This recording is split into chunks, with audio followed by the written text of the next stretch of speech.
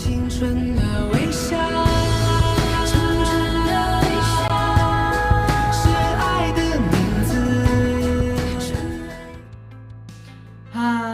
大家好，欢迎来到今天的中文课，我是你们的汉语老师胡兰。今天我将给大家教吁的用法。好สวัสดีทุกคนเนาะขอต้อนรับเข้าสู่ช่องของข้าพเจ้าช่องอูลาสตูดิโอเป็นช่องที่จะพาทุกคนนี่รู้จักภาษาจีนเข้าใจด้านภาษาจีนและเป็นช่องที่จะพาทุกคนนี่พัฒนาด้านภาษาจีนซึ่งว่ามื้อนี้เนาะพวกเราจะมาเรียนรู้การนำใช้ของยูซึ่งว่าสระยูตัวนี้นี่แมนมันมีข้อจำกัดของมันนั่นก็คือเราสามารถไปประกอบให้กับจีชีชียีและเนื้อเลือเนาะจีชีชียีเนื้อเลือเนาะนอกจากนี้ก็สามารถไปประกอบให้กับพยัญชนะอื่นได้เนาะและในนั้นเนาะเวลาที่เราไปประกอบให้กับจีชีชียีซีตัวนี้แมนเราจะปรากฏเห็นว่ายูตัวนี้เนาะจะบ่มีตาอยู่เทิงแต่ว่าเขาจะออกเสียงเป็นสระอูคือเก่าคือจะเป็นอย่างนี้เนาะเวลาที่เอาจีไปประกอบให้กับสระอูก็จะได้จูบ่ล่ะแต่ว่าบ่เห็นสองตาเนาะอย่างออกเสียงเป็นจูคือเก่าเนาะและตัวที่สองเนาะ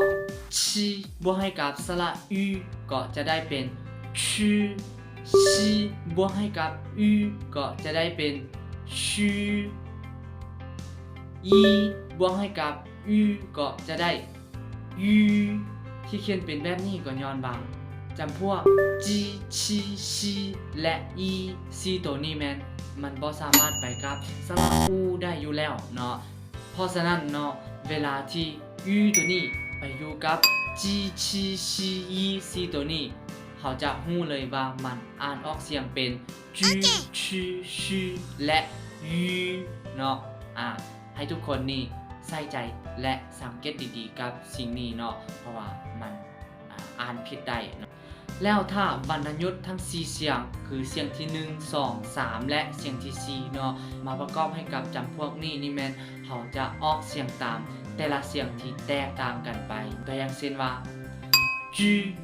บวกให้กับวรรณยุกต์ทั้ง4เสียงก็จะได้เป็นจูจูจูจู Yes ชื่อ曲曲去 Okay ชื่อ曲许去 Okay และยูยูยู Nice แต่ว่าเนาะเวลาที่สระอูตัวนี้ไปประกอบให้กับเนื้อและเลือเขาจะเห็นสองตาอยู่ถึงสระอูเนาะอันที่เป็นแบบนี้ย้อนว่าเนื้อกับเลือยังสามารถไปประกอบให้กับสระอูได้นั่นเองเนาะซึ่งถ้าว่าสองตาอยู่ถึงสระอูนี่หายไปเขาจะบ่ฮู้เลยว่าเวลาที่ไปประกอบให้กับเนื้อเลือตัวใดแม่นอ่านออกเสียงเป็นสระอูตัวใดแม่นอ่านออกเสียงเป็นสระอูแม่นบ่ล่ะฉะนั้นเวลาที่เนื้อไปประกอบให้กับสระอูก็ออกเสียงเป็นนูและต้องเห็นสองตาอยู่ถึงสระอูและเวลาเนื้อไปประกอบให้กับอูก็จะอ่านเป็นนูและบ่เห็นสองตาอยู่ถึงเนาะอันนี้จำแนกง่ายตัวที่ต่อไปก็คือเลือบวกให้กับสระอูเขาก็จะอ่านเป็นลืลืต้องเห็นสองตาอยู่ถึงเนาะเลือบวกให้กับสระอูก็จะออกเสียงเป็นลูเนาะบ่เห็นสองตาสำหรับการประกอบวรรณยุกต์ทั้ง4เสียงให้กับนูนูลูลูนี่แม่นให้ทุกคนนี่ลองไปประกอบแล้วฝึกด้วยตัวเองเบิ่งเนาะ